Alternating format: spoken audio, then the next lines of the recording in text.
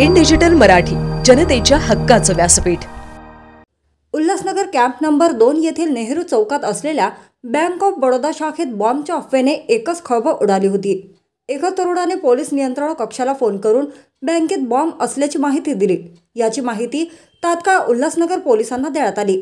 त्यानंतर ही माहिती वरिष्ठ पोलीस निरीक्षक दिलीप फुलपगारे यांनी बॉम्ब स्क्वॉड पथकाला दिली।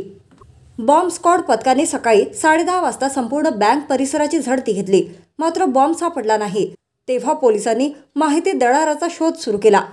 उल्हासनगर पोलिसांना अवघ्या काही तासात आरोपी सापडला।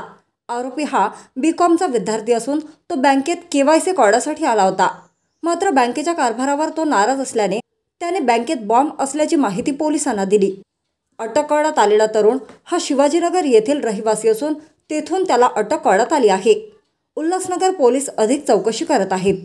आज सकाळी 10:30 वाजेच्या सुमारास बँक ऑफ बडोदा नेहरू चौक या शाखेमध्ये बॉम्ब ठेवला असल्याची खबर एका अनोळखी व्यक्तीने एका अनजान फोनवरून दिली होती।